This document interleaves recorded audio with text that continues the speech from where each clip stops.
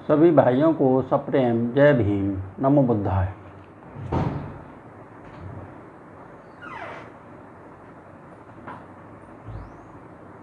थेर गाथा के अगले थेर हैं उपालि। नापित कुल में उत्पन्न और शाक्य राजकुमारों के साथ ही प्रवज्जित विनयधर भिक्षुओं में सर्वश्रेष्ठ अरहंत पद पाने के बाद कुछ तरुण भिक्षुओं को संबोधन करके उपालि स्थिविर ने यह उदान कहा। श्रद्धाय अविनिखम नवपब्बजितो नवो मिते भज्येय कल्याणे शुद्धा जीवे अतंदिते। श्रद्धाय अविनिखम नवपब्बजितो नवो संगस्मिं विहरं भिक्खु शिक्षेथ विनयं बुधो।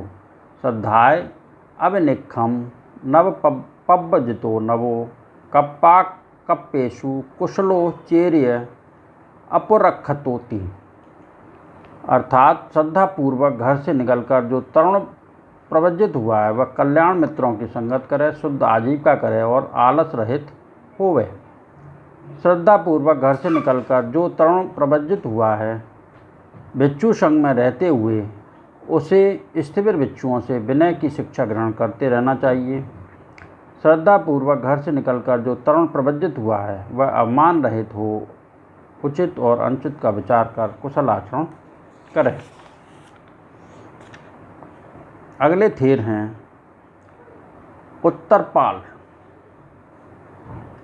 श्रावस्ती के ब्राह्मण कुल में उत्पन्न प्रवज्जित हो ध्यान भावना करते थे। एक दिन उनके मन में अनेक प्रकार के वितर्क उठे। दृढ़ संकल्प के साथ भिक्षु ने उन पर विजय पाई। इस विजय को लक्ष्य करके उत्तरपाल स्थिविर ने यह उदान कहा। पंडितं वतमं संतं अलमत्थ विचितं चिंतकं पञ्य काम गुणा लोके सम्मोहा पातयंसु पखंदो मार विषये दड़ह सल्ल संपित्तो असंख्य मच्चु राजस्व अहं पासा पमुच्चितं सब्बे कामा पहीना में भवा सब्बे पदालिता विक्षीणो जाति संसारो नत्थि दाने पुनः भवोति। अर्थात मैं अपने को ज्ञानी समझता था और सदर्थ पर मनन करना पर्याप्त समझता था कि मोहने वाले संसार के 5 काम गुणों ने मुझे गिरा दिया। दृढ़ तीर से आहत हो मैं मार के वश में आ गया, फिर भी मृत्युराज के पास से मैं मुक्त हो सका। इस धर्म साधना के बाद मेरे सब काम गुण क्षीण हो गए, सभी भव विदीर्ण हो गए, जन्म मृत्यु का क्रम क्षीण हो गया। अब मेरे लिए पुनर्जन्म नहीं। इसी कड़ी में अगले थेर हैं अभिभूत। वेठपुर के राजा के पुत्र पिता की मृत्यु के बाद गद्दी पर बैठे, भगवान से उपदेश सुन सारी संपत्ति को त्याग कर प्रवज्जित हो परम पद को प्राप्त हुए। बाद में अपने बंधुवर्ग को उपदेश देते हुए अभिभूत स्थिविर ने यह उदान कहा। शृणाथ यात यो सब्बे यावन्तेथं समागता धम्मं वो देशयिष्यामि दुःखा जाति पुनः पुनः आरंभथ निकथ मत युज्यथ बुद्ध शासने धुनाथ मच्चु नो सेनं नणागारं वक्वरो कुंजरो यो इमस्मिं धम्म विनये अपमत्तो विहस्यति पहाय जाति संसारं दुखं संत करिष्यति। अर्थात जितने भी बंधु यहाँ पर एकत्र हैं वे सुने।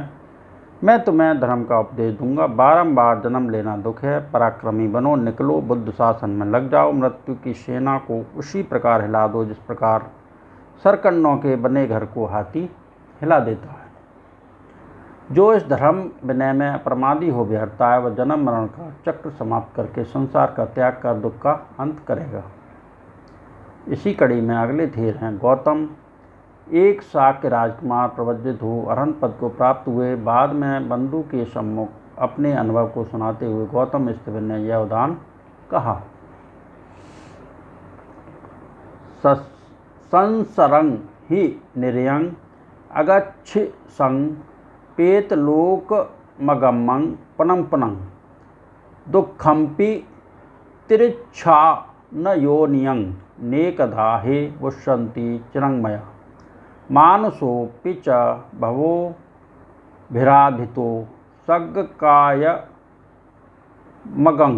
संकी संकी रूप धातुषु अरूप धातुषु नेव संज्ञसु असंज्ञ सुठितं संभभा सुविदिता असारका संखता पचलितिका सदेरिता तं विदित्वा महामत संभवं संतिमेव सतिमा समज्जगंति। संसार में भ्रमण करता हुआ नरक में गया, बारंबार प्रेतलोक में गया और दीर्घकाल तक पशु योनि में मैंने अनेक प्रकार का दुख सहा। मनुष्य होकर भी उत्पन्न हुआ, बार बार स्वर्ग में गया, रूप भूमियों में, अरूप भूमियों में, नैवसंगी भूमियों में और असंगी भूमियों में भी गया। धर्म साधना द्वारा मैंने इन गतियों को असार जान लिया। संस्कार चंचल है, परिवर्तनशील है। इस प्रकार जन्म के स्वभाव को जानकर स्मृतिमान हो मैं शांति को प्राप्त हुआ हूँ। अगले थेर हैं हरित। श्रावस्ती के ब्राह्मण कुल में उत्पन्न प्रवज्जित होने के बाद भी पुरानी आदत के कारण लोगों को अवज्ञा के साथ बोलते थे। एक दिन भगवान से उपदेश सुनकर उद्योगी हो वे अरहंत पद को प्राप्त हुए।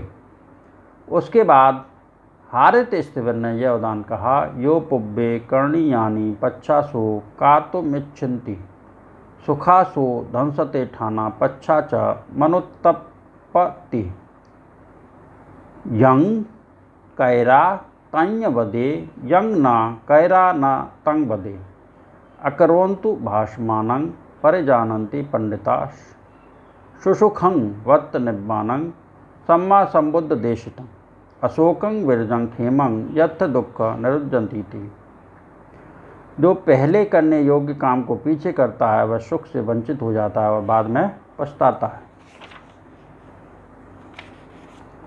जो करे उसे बतावे, जो न करे उसे न बतावे। जो कुछ भी न करते हुए बातें करता है, ज्ञानी पुरुष अच्छी तरह उसे मान जाता है। सम्यक संबुद्ध द्वारा उपदेश निर्वाण सुखकारी है, शोक रहित है, विरज है, क्षेम युक्त है, साधना के बल से जहाँ के दुख का निरोध हो जाता है। इसी कड़ी में अगले थेर हैं विमल। बनारस के ब्राह्मण कुल में उत्पन्न सौम्यमित्र थेर के पास प्रवज्जित हो अरहंत पद को प्राप्त हुए। बाद में एक ब्रह्मचारी को उपदेश देते हुए विमल स्थिविर ने यह उदान कहा, पाप मित्ते विविजित्वा भज्येयुतं पुग्गलं ओ वादे चस तिठेयं पथ्येन्त अचलं सुखं परितं दारुमार्यं यथा सीदे महण्डवे एवं कुशीतमागम्यं साधुजीवी पे सीदितं तस्मातं परवज्येयं कुशीतं हीनवीर्यं पविवित्ते ही अर्हेयि पहित्ते ही झायभि निच्चं आरब्ध वीर्ये ही पंडिते ही सहावशेति। अर्थात पापी मित्रों को त्याग कर उत्तम व्यक्ति की संगत करे, अचल सुख प्राप्ति हेतु धम्मारूढ़ हो, उसके आदेश का अनुसरण करे। जिस प्रकार छोटे तख्ते पर चढ़ने से मनुष्य समुद्र में डूबता है, उसी प्रकार आलसी की संगत में आकर साधु पुरुष भी डूब जाता है। इसलिए आलसी अनुद्योगी को त्याग दो। जो एकांतवासी हैं, निर्माण में रत हैं, ध्यानी हैं, नित्य उद्योग करने वाले हैं, वैसे पंडितार्यों की संगति करें। 18वां वर्ग समाप्त। आज मैंने जिन थेरों के उदान कहे उसके प्रताप से सबका मंगल हो, सबका भला हो, सबका कल्याण हो, सबकी स्वस्थ मुक्ति हो, सबके दुखड़े दूर हों। संसार के सारे प्राणी सुखी रहें, सुखी रहें, सुखी रहें। साधु साधु साधु।